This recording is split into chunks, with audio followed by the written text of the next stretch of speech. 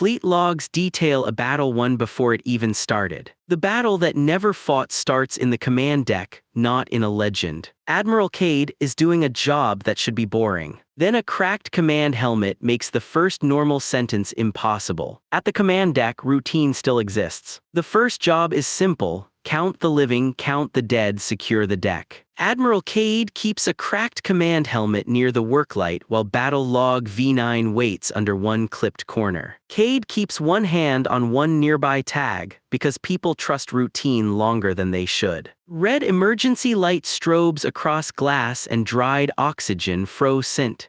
The Admiral wants the victory report delayed until the bodies are named. The survivor demands a victory speech because command is listening to the order feed. For a few seconds, the practical answer still has a chance. Someone checks the latch, the clock, or the order board, and that ordinary check comes back wrong. The argument becomes physical. Cade sets the helmet on the cracked command table. The survivor salutes with the wrong hand because the right one will not stop shaking. The first useful change is not a theory. The helmet speaker clicks after every dead name. The bridge survivor closes one record and keeps one hand over the page. Writing it down would make it harder to undo. The commander makes the kind of choice people defend later. Cade marks the dead carrier active to keep the retreat lane open. The bridge survivor pays first. The enemy surrenders to ships with no living crew. The survivor holds one hand against the table. The result is already in the room. The bridge witness tries to make the moment sound procedural. It does not work. A cracked helmet does not move. The room around it changes because victory arrives wearing the shape of a casualty report. The old label stays on one record, and the fleet commander has to carry it anyway. The shaking officer now has to live inside the Risu LT. Nobody gets a speech. They get the helmet speaker clicks after every dead name. The surviving officer tries the ordinary fix fur scent. It is a good instinct and it fails in a visible way. The failed fix leaves battle log V9 more dangerous than a helmet. After the argument, Cade checks the casualty count against the suit tags. The count is boring. The missing tag is not. From there, the survivor reaches for the rail, then lets go before anyone can mistake that for confidence. The Admiral sets one casualty sheet on the deck. Red light crosses the names. By contrast, the bridge witness lowers both hands before the count changes again. The shaking officer watches the marker burn through paper. The black box vault looks manageable at first. The vault is colder than the hangar and smells like burned plastic. The black box core stays on the table close to the black box technician, while the last command packet sits beside the nearest hand. The black box technician checks one name under the lamp. The ordinary motion gives everyone one more second. The core glows red under a layer of gray handprints. The technician wants to disconnect the core before it sends another order. Cade refuses because the order might explain who kept firing. No one panics yet. That would make the problem official. The technician removes one firing key and hides it under his tongue. The technician gags on the key when the dead admiral says his name. The room answers with a practical change. A gun deck answers before anyone touches the panel. Cade slides one page flat and keeps two fingers on it. The black box tech chooses the practical lie. Cade plays the packet at full volume. The cost reaches the technician before the report can soften it. The black box core keeps firing orders into wreckage. Under pressure, the technician grips one rail. The result is already where everyone can see it. Cade reaches for the safest label. The black box keeps its place, but the old explanation fails. The chain of command survived death by becoming a machine habit. The old word stays on the page, and the core technician has to walk it forward. The box tech tries to undo the harm by returning to ordinary procedure. The procedure refuses to help. The last command packet records the cost anyway. The sealed core keeps firing orders into wreckage. Past midnight, the technician has a reason to hide the next detail. That is the human part. The choice is not madness, it is pressure. Then a gun deck answers before anyone touches the panel, and the pressure becomes public. Across the margin, the technician asks for a medic and nobody moves quickly enough. That pause matters more than another explanation. Nearer the source, the black box tech carries the field kit over by hand and sets it beside the blood-dark boot print. The core technician pulls one key from a glove seam. Blood touches the metal. Cade steps closer, then stops. The panel unlocks before anyone speaks. The first minute inside the evacuation lock is almost dull. The lock should cycle in 90 seconds. The convoy pilot leaves a crushed distress buoy where everyone can see it, and the retreat denial stays visible on the table. The convoy pilot sets one page beside the light and nobody moves it. Amber debris taps the lock door like rain on armor. The pilot wants to pull survivors out before the carrier turns. The sergeant orders him to wait for authorization from a bridge that is already dead. Everyone gives the ordinary explanation one last second. The pilot cuts the tether and burns the thrusters cold. The sergeant calls him a coward. The pilot does not argue because he agrees. After that, the record has a new shape. The distress buoy keeps pulsing after the pod goes dark. The Marine sergeant folds one sheet and traps it under one palm. The convoy lead takes the option that can still be explained to a board. He leaves one rescue pod behind because the pod repeats the dead order. That decision hurts the rescue pod crew first, and the retreat corridor burns before anyone orders retreat. The rescue pod crew sets one cup down without drinking. The result has reached them first. The Marine sergeant tries to shrink the damage into paperwork. Nobody has to decorate the moment. A crushed distress buoy now means this: the fleet is being saved by decisions nobody will forgive. The old name stays under the clip, but the evacuation pilot can no longer trust it. The pod crew keeps moving because stopping would become an answer. After that, the fleet is being saved by decisions nobody will forgive. The evacuation lock gives them one quiet minute. Someone checks a latch, a switch, a seal, or a timestamp. The check should end the argument. Instead, the retreat corridor burns before anyone orders retreat. The mistake is practical. The rescue pilot seals the gun deck panel before the count is finished. The sergeant notices, reaches for the manual release, and leaves their hand there too long. The trapped crew grips the rail with both hands. Amber debris hits the armor outside. Behind that, the pilot cuts one tether and the pod number disappears from the board. The lock sergeant reads the empty slot twice. The armistice table gives them a normal surface to hold onto. The table has water glasses, 3 pens, and 1 pistol nobody mentions. The enemy surrender code rests where nobody can pretend not to see it while the armistice clerk keeps one hand near a torn surrender flag. The armistice clerk counts 3 marks on one tag, then stops trusting the count. Cold engine glow leaks through the cracked conference glass. The clerk wants the surrender accepted before Fleet Command rewrites the battle. The envoy refuses to sign because the ships that beat them have no crews. The quiet does not feel supernatural. It feels administrative. The clerk pins the torn flag under the pistol barrel. The envoy cries when he realizes his empire surrendered to corpses. The proof stops being decorative when the flag lifts by itself when the guns outside rotate. The surrender envoy presses one hand over the line nobody wants read aloud. The armistice witness picks the answer that protects procedure first. The clerk signs for Cade without permission. The result is immediate for the surrender envoy. The armistice table inherits a battle nobody alive controlled. The envoy puts one palm on the glass. The result is already behind it. The enemy envoy says the official sentence first.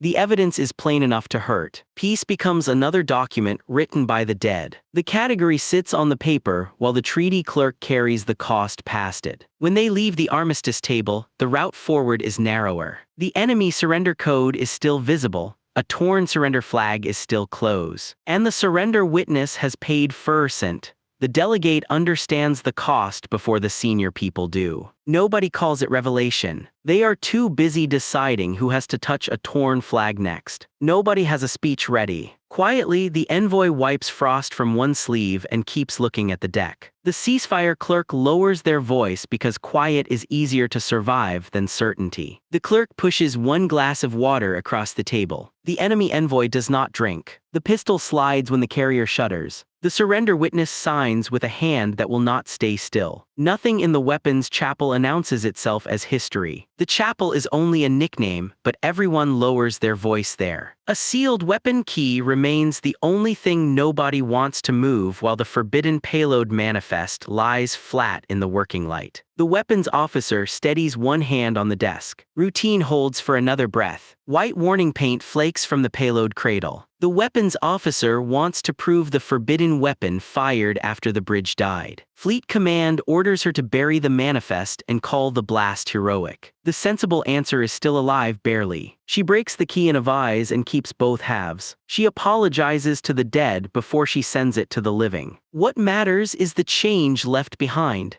The manifest prints one more firing time after the printer is unplugged. Command moves one chair back and keeps the page in reach. The officer does not mean to hurt anyone. She sends the manifest to Cade over unsecured command audio. By the time anyone argues motive, the gun officer is already carrying the cost. The victory report loses every survivor before it lists the dead. The weapons chief watches one light change. The result no longer needs permission. The war desk tries to keep the problem inside the form. A sealed weapon key becomes harder to touch after that because the fleet did not win the battle. It was spent after it stopped being able to consent. The old label stays under the weapons officer's hand until the hand moves furcent.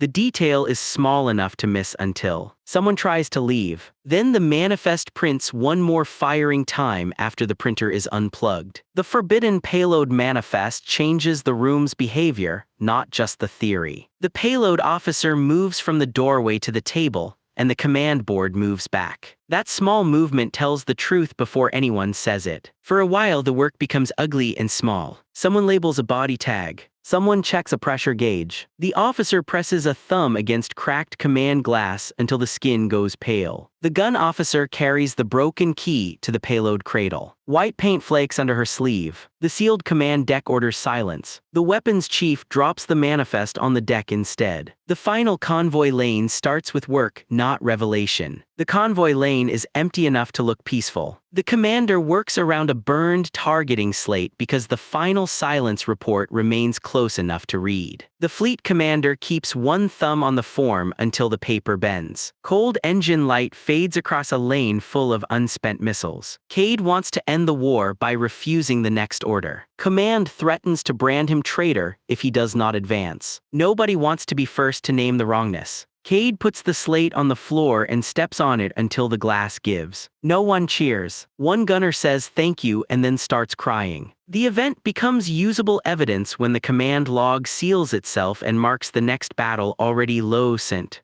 The war desk pins one corner down until the paper stops shaking. The admiral makes one useful mistake. He opens the casualty ledger over command audio instead of reading the victory order. What follows is not symbolic for the next convoy. The next fleet loses the right to call this war finished. The next convoy keeps both feet still. The result moves anyway. The command board wants the report to sound calmer than the room. The category breaks quietly around a burned targeting slate. The last command is not attack or retreat, it is confession. The old word remains on the form, and the commander has to sign around it. A decision is not bigger, it is meaner. The fleet commander can protect the report or protect the following convoy, and the room has already made both choices expensive. The next evacuation line reaches for a burned slate as if it is only evidence. It is heavier than the story anyone wants to tell. By the time the command log seals itself and marks the next battle already lost, the old version of events is no longer usable. The sealed command deck tries to leave with the first acceptable report. Cade steps into the gangway not dramatically, just enough to make the lie wait with them. The admiral steps onto the targeting slate until glass cracks under one boot. Command reaches for the order board. The later rescue wing blocks it with both hands. The lane lights go red behind them. The surviving officer asks for one more check because fear sounds better in procedural language. The commander allows it. The result is worse because victory arrives wearing the shape of a casualty report. The fleet commander sets one casualty sheet on the deck. The survivor lowers both hands before the count changes again. The bridge witness watches the marker burn through paper. A junior gunner drops a pen and apologizes as if that is the problem. The shaking officer kneels to pick it up,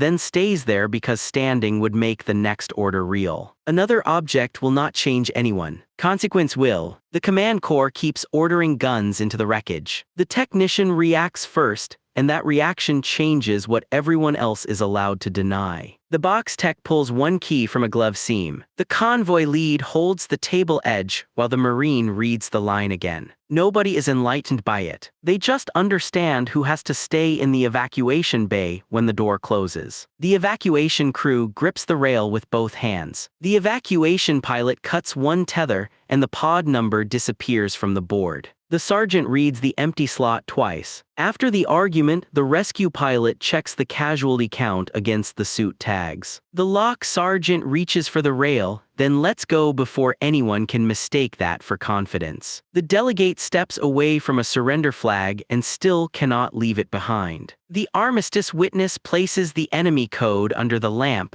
and the ordinary room stops feeling available. The treaty clerk pushes one glass of water across the table. The envoy does not drink. The enemy envoy signs with a hand that will not stay still. The war desk pulls the nearest chair back without sitting down. That tiny retreat matters. It gives the payload officer enough space to make the wrong useful choice. The officer carries the broken key to the payload cradle. The command board orders silence. The gun officer drops the manifest on the deck instead. The weapons chief seals the gun deck panel before the count is finished. The sealed command deck notices, reaches for the manual release, and leaves their hand there too long. Cade opens the folder, closes it, and opens it again. The second look is worse because the war log locks itself and names the following battle already condemned. The following convoy blocks it with both hands. The surviving officer touches a command helmet with 2 fingers, then wipes those fingers on their sleeve. The gesture is small. It is also the first honest vote in the room. The commander sets one casualty sheet on the deck. The fleet commander presses a thumb against cracked command glass until the skin goes pale. The final image is simple. Cade remains in the final convoy lane with a targeting slate close enough to touch. The battle was won after command, crew, and retreat were already gone. The loss record closes itself around the next evacuation line.